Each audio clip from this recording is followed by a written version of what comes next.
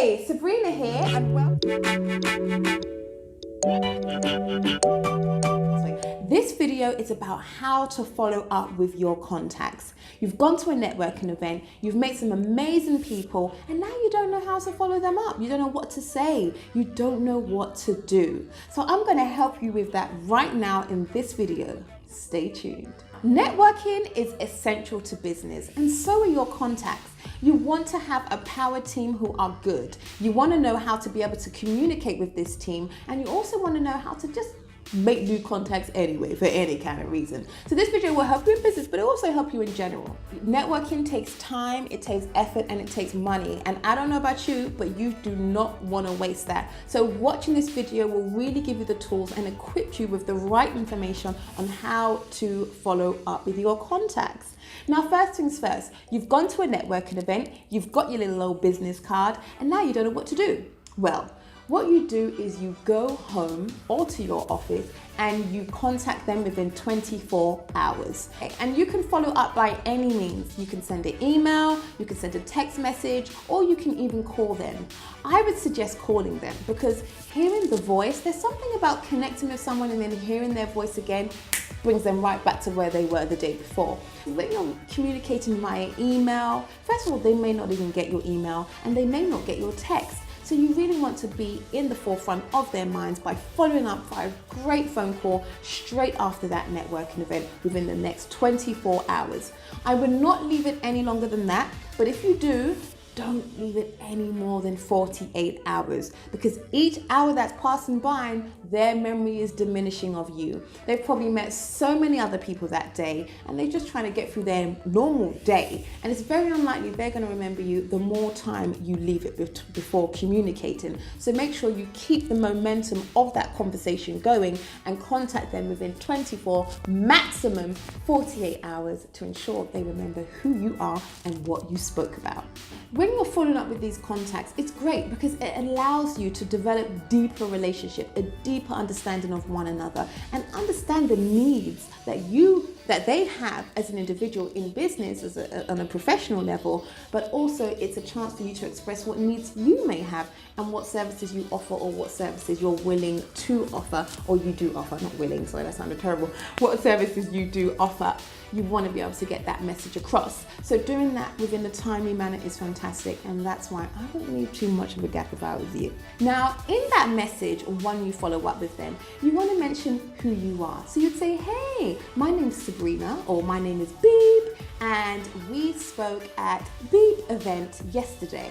So then mention the event because you don't want to take it for granted and assume that they know what name your event came from. That person may have networked twice. Maybe a serial networker and they are hungry. So you want to make sure you say your name but also say where you met. Give them a tiny brief overview on what you spoke about. So you say, hey, my name is Sabrina. We met at Sabrina's property networking event on yesterday, and we spoke about 5 properties, that you had 5 properties. I'm looking to get started in property and that we could potentially help each other in some way. So when you say that part at the end and that we could potentially help each other in some way, you're giving them a key to action, a call to action. You're reminding them what you spoke about and what the outcome of that conversation was. So that was going to be the next point I said, but I already done said it. So in that, you're going to say your name, where you met, what it is that you guys spoke about very briefly, extremely briefly, no more than a sentence, half a sentence, and then what the outcome of that was. Because when you're out networking, you don't just want to pick up any cards, you're picking up cards that are going to be useful for you on your journey. They may not be useful now, I appreciate that, but you do want to pick up some that are relevant. So I wouldn't go and pick up a card that I know I'm never going to speak to that contact because we're not interested in the same area, the same type of areas or interests or development style or investment style, so it's completely useless me having this contact. But with that said, I still don't really agree with that. Still follow up anyway, because there's times where people have been much more experienced than me and I thought there is nothing I can offer you, but you probably can't offer me anything anyway. And later on they've come into use when I actually developed and then got closer to their level of investing, and they became a great contact then. So once you've done that and you've left a message, if you get through to them, great, you have a conversation, carry it through, always have a next step within that conversation. Another way of connecting is connecting via social media. You have Facebook, you've got LinkedIn and Twitter. But those and obviously other platforms. Wherever your professional way is of doing things, you want to connect with them on there. Your Instagram or your Facebook, if you would have it done professionally.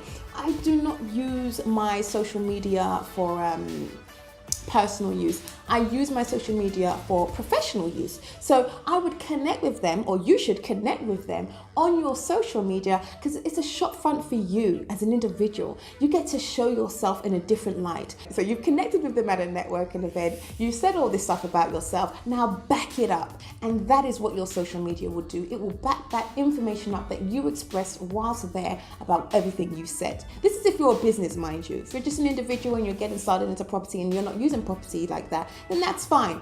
That would come through anyway. But regardless, you always want to be professional, you always want to dress professional, and you want to make sure you're carrying that through as you build the relationship. When you're first contacting these people, you don't really just want to be pushing your services onto them, because I get that sometimes. I'm networking and people are like, this is what I do, this is what I do, this is it. It's like, it's just too much. Stop. How about asking me, what do I want? I might not need your accountancy services. I might not want your property sourcing business. I might not want your property management services. Can you stop? Who said I'm even in property? So this is what I mean. Find out what it is that your other person wants. You want to make it about them. And then when you're talking about yourself, not from a standpoint where you're pushing your services onto them. You say, this is what I do, this is what we've achieved, this is how great we are. Let them ponder, let them think about it. And if they come back and they want to know more information, then give it to them. But whilst you're building rapport, you want to build rapport in a way where it's clean, it's concise, and it's personable. It's personable. It's not all about you. It's all about the connection of both of you.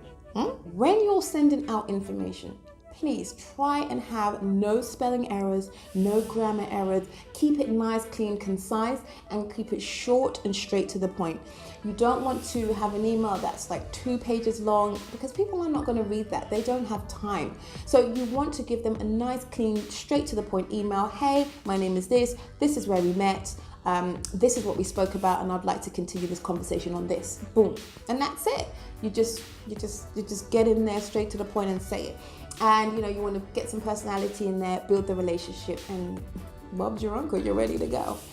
If you have any questions, please comment down below. Ask me those questions you have down below. Tell me how things have gone for you on your networking journey, and maybe some errors you've made in the past, or maybe some areas that you can improve on.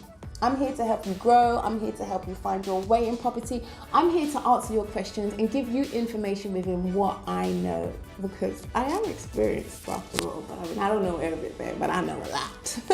So I'm here to help you. So please comment down below. Press subscribe if you think this has been information. Just ding. Okay, press that bell that gives you a notification every time I upload a video. I'm uploading videos twice a week at the moment, every Tuesday, every Friday. I'm uploading videos that are all gonna help you on your property journey. If you're thinking about getting started, this channel's for you. If you've already started, this channel's for you. Or if you're looking to take things to the next level, this channel is for you. Yes, because you never know too much. You can never know too much. And I work with some smart ass people. Let me tell you, I work with people who are so smart, they stretch me, okay? One of my business partners, he stretches me. Sometimes he's talking, I'm like, I probably shouldn't be saying this, but it's real. I'm stretched. But that's how I like to be. You always want to be around people who are smarter than you, who can really push you. And that's why networking is fantastic. I met my first set of business partners at a networking event. I met my next set of business partners at the networking event. And then now people contact me through social media because they hear about what I do. But it's a great opportunity to connect with people at networking event. It can be nerve-wracking, I know, but you just got to bite the bullet, because when you get your first deal, it's gonna be nerve-wracking. When you're already got your first and you're looking to get your second deal, it's gonna be nerve-wracking. And when you're looking to expand and really come out of your comfort zone, it's gonna be nerve-wracking. So you're gonna have to get into the habit of feeling the fear and do it anyway, because that's what property is about. Feeling the fear and doing it anyway. Because I don't know about you, but I love providing housing. I love it. Thank you for watching this video. Like I said, if you haven't commented already, comment, hit subscribe, and don't forget to hit that notification bell. I will see you at the top.